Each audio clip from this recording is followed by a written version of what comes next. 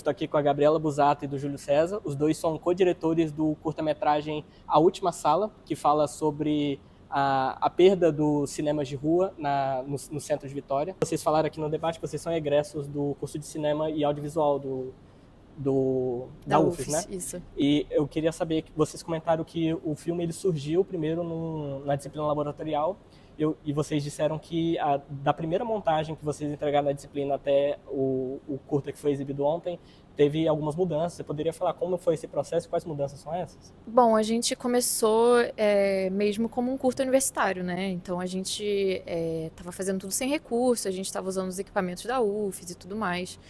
E aí, como a gente gostou muito do resultado, né? E o nosso professor encorajou a gente, colegas de sala e todo mundo que assistiu, a gente pegou um edital, né? A gente conseguiu, a gente passou para Paulo Gustavo, fomos aprovados. Então, a partir daí, você começa a ter mais investimento, você tem mais dinheiro, então você consegue, né, pagar as pessoas, você consegue equipamento.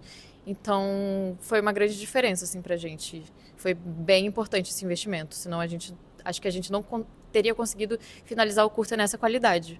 Eu queria saber um pouco, porque o filme ele primeiro começa a retratar dessa mudança do desaparecimento do cinema de rua de Vitória, que hoje a maioria desses espaços são igrejas pentecostais, né? E ele muda desse cenário mais geral para tratar sobre o cine erótico, que é o último cine de cinema de rua que sobrevive no centro de Vitória. E como é um cine erótico, assim, vocês primeiro entortam um pouco os planos para poder não aparecer primeiro as cenas mais explícitas, assim, sobrepõem as imagens, sobrepõem os áudios. Eu falei, nossa, que inteligente. Aí depois vocês cortam a expectativa e colocam uma cena de sexo oral, assim, um pouco granulada, assim, tal. Aí eu queria saber, teve alguma mensagem específica que vocês queriam passar nisso? Como vocês enxergam essa função do sexo e do sexo explícito no cinema? A gente queria que o público sentisse um pouco a sensação de estar lá dentro. Porque uma coisa que chamou muito a nossa atenção quando a gente cruzou o cine erótico, a gente tem que entrar lá dentro, entender a experiência, entender que é uma experiência que, ao mesmo tempo que está próxima, que a gente conhece de ir numa sala de cinema, é muito diferente, né? Como eles usam os aspectos de uma exibição, ao mesmo tempo que é escura, é muito mais escura do que a gente está acostumado. O som, ele ajuda a te incluir naquele clima e tal.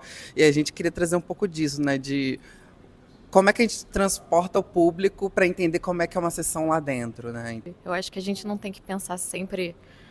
Ai, tipo assim, ai, nossa, essa cena de sexo foi tão desnecessária. Tipo, cara, não, tudo no filme é desnecessário. E ao mesmo tempo tudo é necessário, sabe? Os filmes são como eles são.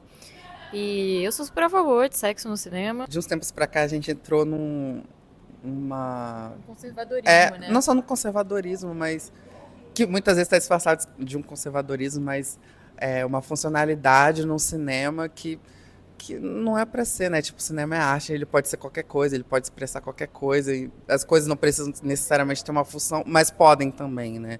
E o sexo acaba esbarrando nisso, mas eu acho que, enfim, a gente tentou muito não cair em armadilhas que poderiam colocar o sexo num lugar ruim, mas ao mesmo tempo estigmatizar mais o espaço, né? Porque a gente sabe que o lugar que ele tá ali já é estigmatizador. A gente não queria que o filme ajudasse a perpetuar isso, né? Eu espero que a gente tenha conseguido.